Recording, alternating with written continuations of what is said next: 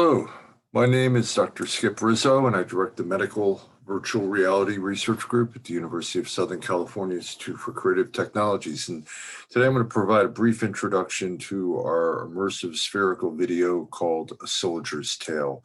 Now, this work derived from our initial efforts to develop a treatment tool using virtual reality for addressing the needs of veterans and service members with post-traumatic stress disorder. We were approached by the Heroes Hall Museum in Orange County, California, to develop a museum exhibit so people could understand the uses of new technology in veteran healthcare. And so we had to come up with an idea that would allow many museum visitors to have the experience of a virtual exposure therapy session, but without having all the cumbersome equipment and requiring somebody there to set up the equipment and run it and so forth. So we came up with the idea of using standalone VR headsets and creating a 6-minute immersive narrative where a veteran narrated their experience from being in Afghanistan for 1 year. Very emotionally evocative story, by the way. And we mimicked that story with the content that we had used for the treatment tool called Bravemind, using all the VR content to kind of, give some color to the narration of his story. And in that way, visitors to the museum could put on a headset and go on a 6-minute journey through this particular veteran's experience in Afghanistan. So the work derived from our work with post-traumatic stress. This is something that we've been doing since 2004, when the need became quite apparent, and the need still exists. And we currently have a large number of systems across the VA and other centers around the world for treating post-traumatic stress, not only in America, but Canada, the Netherlands, Norway. Anyway, the point being that this is an evidence-based approach in its traditional format, relying exclusively on imagination. But in our case, we've created 14 different worlds that we can put a person in and help them in the process of confronting and reprocessing difficult emotional memories, but in the safety of the clinician's office. And by doing that repeatedly under the guidance of a well-trained and supportive clinician, we see significant gains and reductions in PTSD symptoms. Here's a set of videos that show the diversity of content that we've created for this application. First this is actually the clinician control panel. This is how the clinicians actually control all the stimuli that are happening in the virtual environment while the patient is narrating their story. We can change the time of day, the lighting conditions, the ambient sounds, the number of people in the scenario. Down here, you see the clinician in front of the control panel and the client wearing a headset and what the client is seeing in the headset behind him on the screen. So let's watch these videos real quick to get an idea of Bravemind content.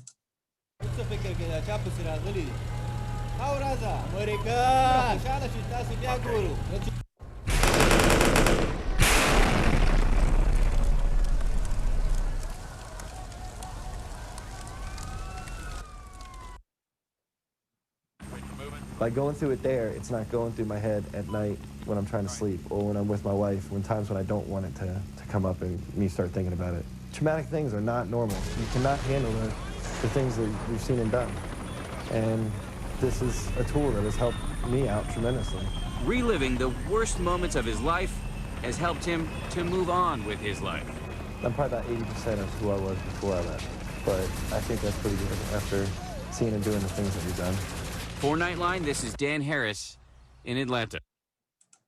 So we've done quite a bit of research with this tool, documenting its effectiveness. The very first clinical trial, this is the 16 of the first 20 treatment completers, showing very positive response at post-treatment in the reduction of PTSD symptoms that were maintained at 3-month follow-up. In that study, 4 did not achieve any benefit.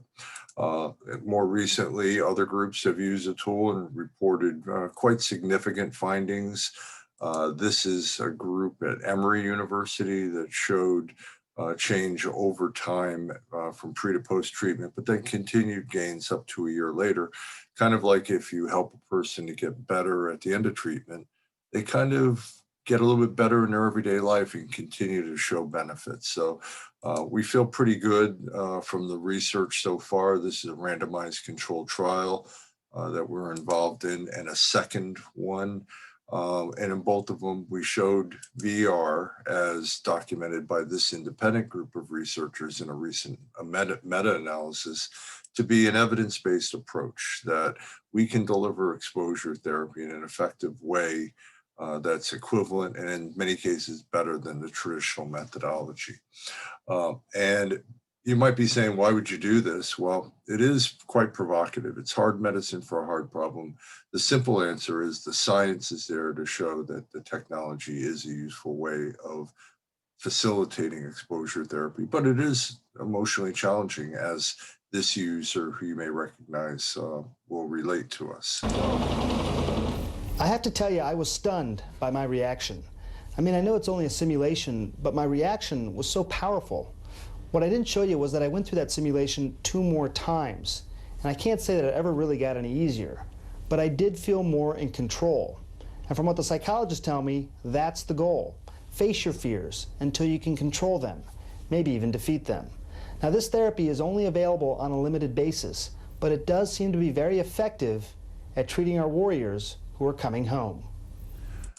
Apparently, Sanjay Gupta had a difficult experience in Afghanistan, and by going through the VR experience in the early days, that was 2006, it brought back a lot of memories that he had, and he found it to be kind of interesting. Anyway, so the museum exhibit was created in 2008, and this is the beginning of it as you walk into the museum.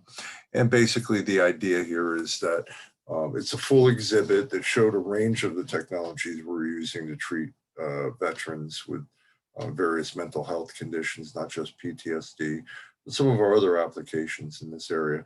And basically, it was set up so that large numbers of users could go to the museum exhibit. They'd be waiting in line to do the VR experience, but along the way, they could, get exposure to all these different types of educational materials as they move through and learn a little bit about the project and veteran experiences. This museum is located right next to the Orange County Fairgrounds. So during the Orange County Fair, over the 3 weeks of the fair, 20,000 visitors actually went through this and were able to go into this little area, put on a headset that automatically started when they put it on, and they would have a 7-minute or 6-minute experience called A Soldier's Tale, which you guys will be able to try at the end of this. So with that, I want to recognize my colleagues that have worked on this project over many years. It's not just one person doing this, it's really a team effort. And I hope that you enjoy the upcoming video and the future. Thank you for your time and attention.